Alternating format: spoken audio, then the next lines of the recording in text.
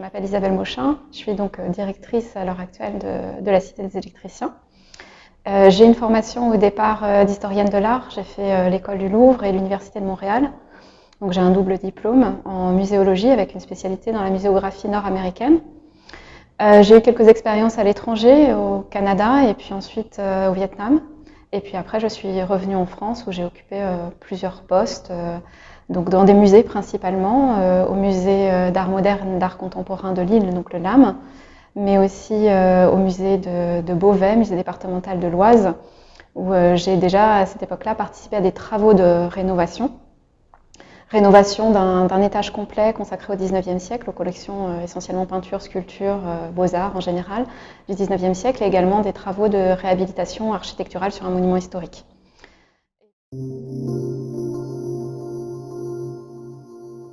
Avant d'être directrice, en fait, j'étais responsable de la cité pour la communauté d'agglomération de Béthune-Bruay. Et donc, dans ce cadre-là, j'ai suivi en fait les travaux, le chantier de restauration, de réhabilitation de la Cité des Électriciens, et puis de l'aménagement muséographique et scénographique des espaces qui se visitent aujourd'hui. Je suis arrivée donc dans le cadre du suivi vraiment du chantier en juin 2015. Et puis j'occupe donc mon poste de directrice depuis le 1er janvier 2020, donc depuis 1 an maintenant. La Cité des Électriciens est devenue un établissement autonome de la communauté d'agglomération, donc ce qu'on appelle un EPCC, établissement public de coopération culturelle, donc, dont est membre également la ville de Bruay-la-Bussière.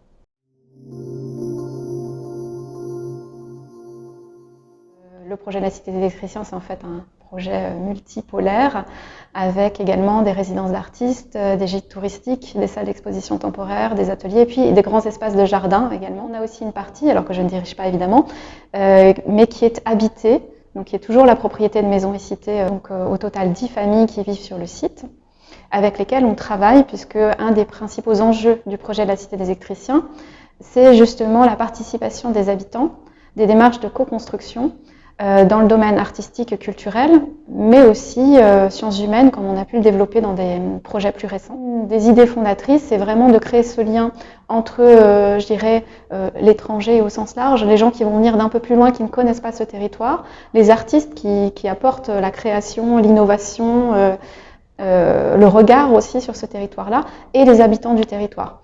Et c'est dans cette conjonction et cette relation entre ces trois types de publics, on va dire, que se trouve l'essentiel des missions de la Cité des Électriciens. Donc il y a à la fois une visée touristique, une visée culturelle et aussi une forme d'objectif de développement humain, de développement durable aussi autour des jardins.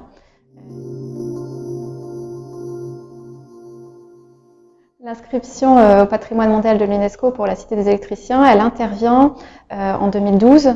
C'est le moment où l'architecte est sélectionné, où il remet son projet et on va rentrer dans la phase de travaux. L'inscription en elle-même, c'est un outil justement pour véhiculer, on va dire, des démarches positives autour de cette reconversion. Comment est-ce qu'on protège et respecte son passé pour construire son avenir? En quoi c'est une base sur laquelle on peut s'appuyer pour construire l'avenir?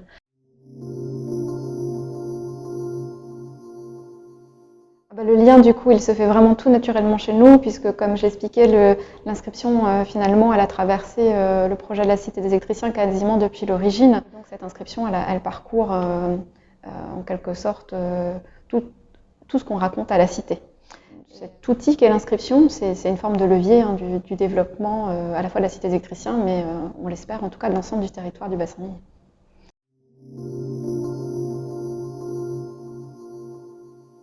On a une visite guidée spécifique patrimoine mondial.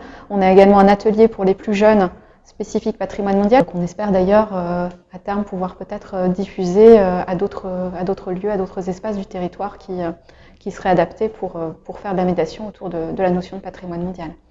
On a notamment ici à l'intérieur du centre d'interprétation où je me trouve en ce moment un certain nombre de dispositifs qui évoquent cette inscription. Donc en particulier, là, on est dans une salle qui s'appelle le bassin minier en mouvement et qui évoque justement cette évolution des mentalités progressives et puis les débats alors politiques, économiques, même culturels qui ont lieu autour de cette notion de reconversion du territoire. Un des éléments essentiels aussi, ce sont les événements parce que les événements ont un caractère populaire, elles font venir tout d'un coup beaucoup plus de monde dans notre équipement. Ces événements rassembleurs sont des éléments centraux, notamment parce qu'elles fédèrent en fait le public et elles fédèrent les acteurs aussi du territoire autour de grands projets.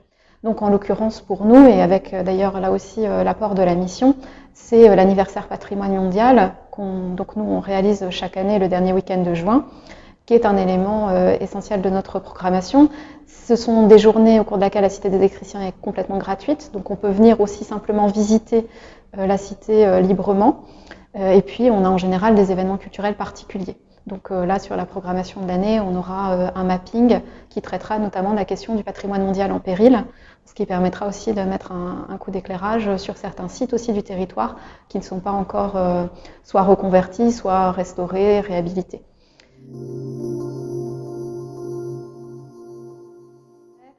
Déjà, dans un premier temps, la démarche qu'on mène aujourd'hui de création d'une newsletter, ça va nous permettre, entre sites, déjà de mieux se comprendre, de mieux se connaître, ce qui sera essentiel pour justement co-construire ensuite des projets de plus grande envergure.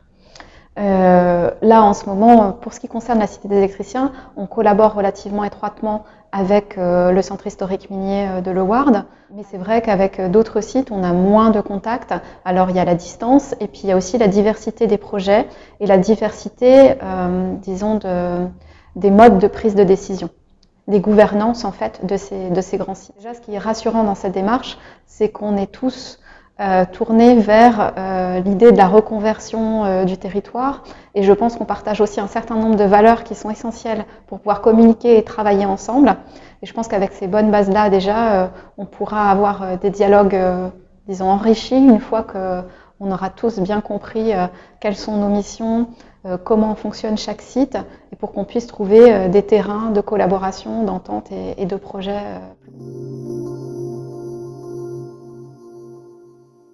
En 2022, ce sera aussi les 10 ans, l'anniversaire de cette inscription, et donc là aussi, on espère que ce sera un événement fédérateur et collectif, et qui permettra de remettre un coup de projecteur sur cette notion patrimoine mondial à une échelle aussi, on l'espère, plus grande.